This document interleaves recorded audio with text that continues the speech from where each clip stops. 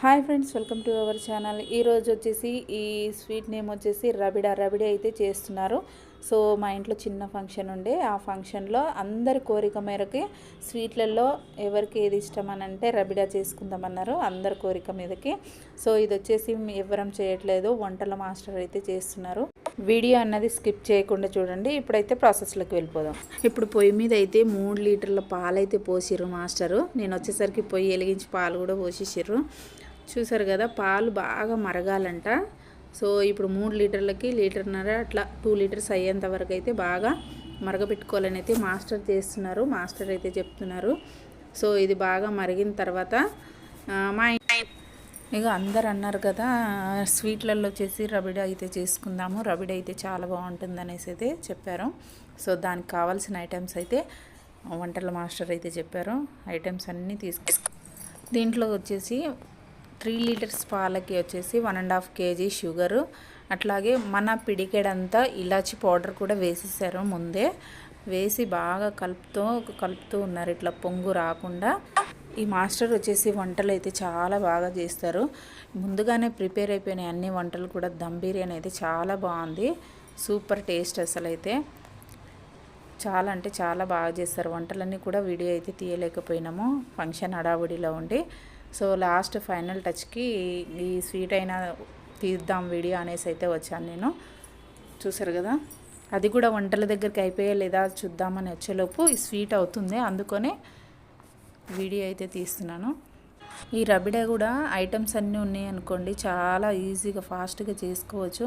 కాకపోతే ఇందులో వేసే ఐటమ్స్ మన దగ్గర ఉండవు, తెచ్చుకోవాలి, ప్రిపేర్ చేసుకోవాలన్నమాట. చెయ్యాలి అనుకున్నప్పుడు అప్పటికప్పుడు తెచ్చుకోవాలి. ఇప్పుడైతే కోవా వేస్తున్నారు చూడండి, కోవా ముద్ద. ఆ ముద్ద మొత్తం కరిగే వరకు అయితే కలుపుకోవాలట. ఇట్లా ముద్దగా ఉంది కదా కోవా, చూసారా? ఇదంతా కూడా కరిగిపోయేటట్టు అయితే కలుపుకోవాలి. చూసారు కదా, ఇట్లా వీడియోలో చూపిస్తున్న విధంగా. సో నెక్స్ట్ టైం అయితే ఇంట్లో ట్రై చేయాలి, నేను కూడా ట్రై చేస్తాను. ఈయన చేసిన రబిడా అయితే చాలా బాగుంది, చాలా టేస్ట్ అంటే టేస్టీగా ఉంది. ఇది ఇట్లా కూల్గా ఉంటే ఇంకా బాగుంటుంది. ఫ్రిడ్జ్లో అయితే పెట్టాము, ఇది ఫ్రిడ్జ్లో పెట్టుకొని తాగామన్నమాట. చాలా బాగుంది టేస్ట్. చూసారు కదా, పాలు ఎక్కడి వరకు ఉండే ఎక్కడి వరకు అయిపోయాయి. కలుపుతూనే ఉండాలి, అక్కడ రైస్ పొంగొస్తుంది. సో ఆయన కొంచెం కలుపుతూ ఉండమ్మా అని అంటే ఇప్పుడైతే నేనైతే కలుపుతుంటా చూడండి. ఆయన గంజంపడానికి తీసుకెళ్తున్నారు. సో ఇక నన్ను కలపమంటే నేనైతే తీసుకున్న గరిట కలపడానికి. అయితే కలుపుతూ ఉంటే ఇంకా ముద్దలుగానే అనిపించింది నాకు. ఆల్రెడీ ముద్దలుగానే ఉంది చూడండి. 3 లీటర్స్ పాలు ఇక్కడ వరకు మనకి అది కట్టు అనేది కనిపిస్తుంది కదా, కట్టు వరకు ఉండే పాలు అట్లాంటివి కింద వరకు మరిగిపోయినాయి ఆల్రెడీ. చూసారు కదా, ఆల్మోస్ట్ దగ్గర పడి. ఈ కోవా కరిగిన తర్వాత నెక్స్ట్ ఏం చేస్తారు అన్నది చూడాలి. పాలు చాలా చిక్కగా అయిపోయాయి. ఇప్పుడు చూడండి, దీంట్లో నెయ్యి వేస్తున్నారు. నెయ్యి మేమైతే తినని ఎక్కువ వేయకండి అనేసి అయితే ఆయనతో చెప్తున్నాను. ఇది కస్టర్డ్, అవును, గడ్డలు కడుతుంది కదా, స్మెల్ కూడా వస్తుందా?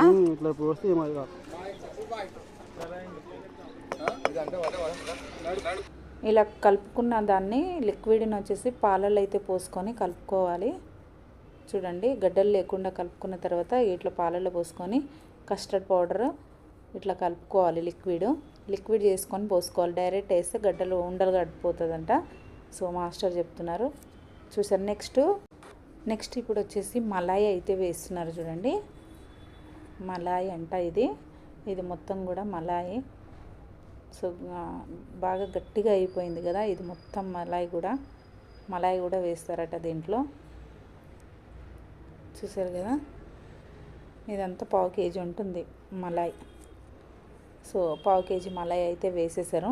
ముందుగానే మర్చిపోయాను చెప్పడంలో, ఇందులో అయితే ఇలాచి పౌడర్ బాగానే ఒక పిడికడంతా ఇలాచి పౌడర్ కూడా వేశారు.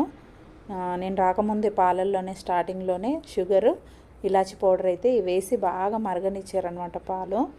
ఇప్పుడు వచ్చేసి మలాయి వేసారు చూడండి. మలాయి కస్టర్డ్ పౌడర్ వేసేసరికి ఇంకా దగ్గరికి అయిపోయింది. ఈ మలాయి వేసిన తర్వాత ఒక 5 నిమిషాలు అయితే మరగనివ్వాలంట. లో ఫ్లేమ్లో పెట్టాలి, సన్న మంట మీద పెట్టింది ఇట్లా మరగనివ్వాలి. చూసారు కదా. దాని తర్వాత నెక్స్ట్ ఏంటి అంటే ఇది చెంచం అయితే వేస్తున్నారు దీంట్లో. చెంచం అంట కట్ చేసి ముక్కల కింద వేస్తారు చూడండి, చాక్తో సన్నగా పీసులు అయితే కట్ చేస్తున్నారు. ఇది వచ్చేసి చెంచం. ఇట్లా ఒక 1/2 kg అయితే తీసుకొచ్చారు, బాక్స్లో ఉంది అది చెంచము. మొత్తం సన్నగా ముక్కలుగా కట్ చేసి అయితే వేస్తున్నారు ఆయన.